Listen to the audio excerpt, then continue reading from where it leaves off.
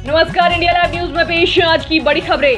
स्वास्थ्य मंत्रालय के अनुसार देश में पिछले 24 घंटे में कोविड-19 के 10,197 नए मामले सामने आए हैं, जबकि 12,134 लोग रिकवर हुए हैं। इस दौरान 301 लोगों की संक्रमण से मौत के बाद कुल मृतकों की संख्या 4,64,153 हो गई है। वहीं कुल 3,38,73,890 लोग संक्रमण से रिकवर हो चुके हैं और सक्रिय मामलों की संख्या फिलहाल 1,28,555 है।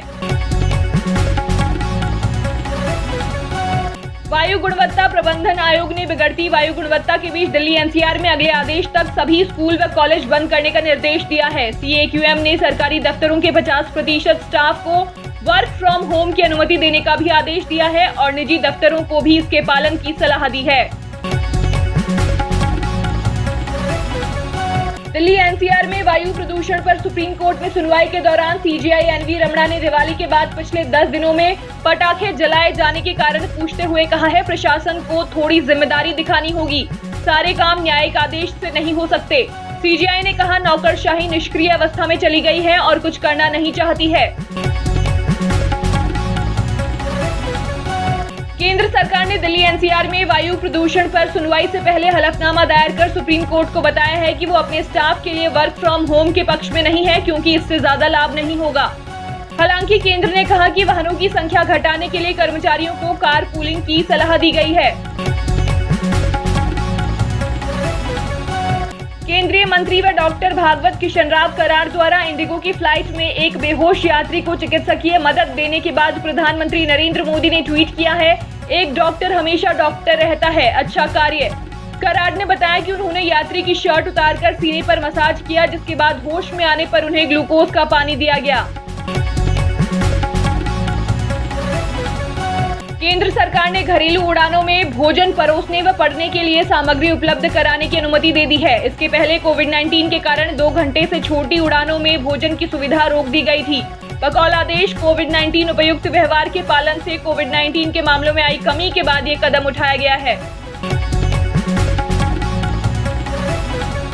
सुप्रीम कोर्ट ने पंजाब व हरियाणा हाईकोर्ट के पूर्व जज राकेश कुमार जैन को लखीमपुर खीरी हिंसा मामले में जांच की निगरानी के लिए नियुक्त किया है। साथ ही कोर्ट ने एसआईटी में 3 और वरिष्ठ पुलिस अधिकारियों को शामिल कर उसका पुनर्गठन किया है। लखीमपुर हिंसा मामले में केंद्रीय मंत्री अजय मिश्रा के बेटे आशीष मिश्रा मुख्य आरोपी हैं। दिल्ली पुलिस के मुताबिक सोमवार रात करीब 9 बजे गाड़ी में सवार नशे में धुत एक युवक युवती ने राष्ट्रपति भवन में घुसने की कोशिश की। इस दौरान सुरक्षा कर्मियों ने उन्हें पकड़ लिया और पूछताछ के बाद गिरफ्तार कर लिया। पुलिस ने बताया कि गाड़ी राष्ट्रपति भवन के गेट नंबर 35 में घुसी और 3 बैरिकेड्स पार कर अंदर तक पहुंच गई।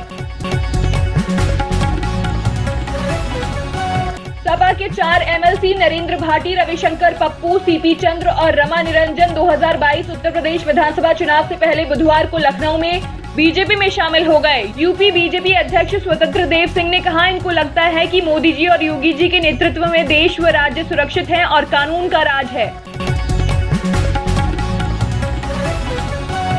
पूर्व कांग्रेस नेता व दिल्ली विधानसभा के पूर्व अध्यक्ष योगानंद शास्त्री बुधवार को एनसीपी में शामिल हो गए। उन्होंने एनसीपी अध्यक्ष शरद पवार की मौजूदगी में पार्टी की सदस्यता ले ली।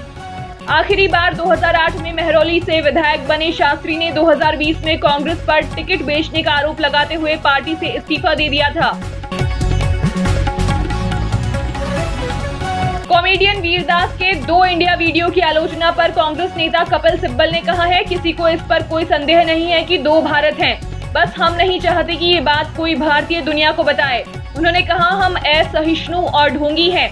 वीरदास ने अमेरिका के द कैनेडी सेंटर में ये मोनोलॉग दिया था। संयुक्त राष्ट्र सुरक्षा परिषद में एक चर्चा में भारत के स्थायी मिशन की काउंसलर काजल भट्ट ने पाकिस्तान को लेकर कहा, वहां आतंकियों को पूरी आजादी है, जबकि अल्पसंख्यक समुदायों का जीवन मुश्किल बना दिया गया है। उन्होंने कहा कि यूएन के सभी सदस्य आतंकियों को पनाह और सक्रिय समर्थन देने के पाकिस्तान के प्रमाणित इतिहास से परिचित हैं। मुफ्त कोविड-19 वैक्सीन को लेकर अभियान चलाने वाले पीपल्स वैक्सीन अलायंस ने अनुमान जताया है कि फाइजर, बायोएनटेक और मॉडर्ना का कर पूर्व लाभ इस साल $34 अरब रहेगा। बकौल रिपोर्ट्स, इन कंपनियों को अपने टीकों से प्रति सेकंड $1000 का मुनाफा हो रहा है। ये अनुमान कंपनियों की कमाई की रिपोर्ट्स पर आधारित है।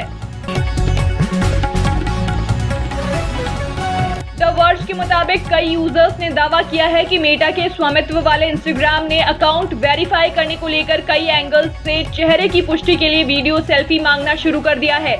सोशल मीडिया कंसल्टेंट मैट नवारा द्वारा शेयर किए गए स्क्रीनशॉट में इंस्टाग्राम के हवाले से लिखा है, हम बायोमेट्रिक डेटा एकत्रित नहीं करेंगे। ज़ीरोधा के सह संस्थापक निखिल कामत ने कहा है, बिटकॉइन के साथ परेशानी ये है कि उसके जैसे 1000 और कॉइन्स हैं। अगर हर कोई करेंसी बनाएगा तो फिर करेंसी का महत्व क्या रहेगा। उन्होंने कहा, 100 साल पहले अगर मेरे 100 पड़ोसियों में से 20 अपनी करेंसी बनाते तो मैं सबसे ताकतवर का पक्ष लेता, यानी सरकार करेंसी का। बीसीसीआई के प्रमुख सौरव गांगुली को आईसीसी पुरुष क्रिकेट समिति का अध्यक्ष बनाया गया है। वो अनिल कुंबले का स्थान लेंगे। आईसीसी के चेयरमैन ग्रेग बार्कले ने कहा, आईसीसी पुरुष क्रिकेट समिति के अध्यक्ष के पद पर सौरव का स्वागत करते हुए मुझे खुशी हो रही है। इसी तरह की अन्य अपडेट्स के लिए इंडिया लाइव न्यूज को लाइक, शेयर और सब्सक्राइब करें।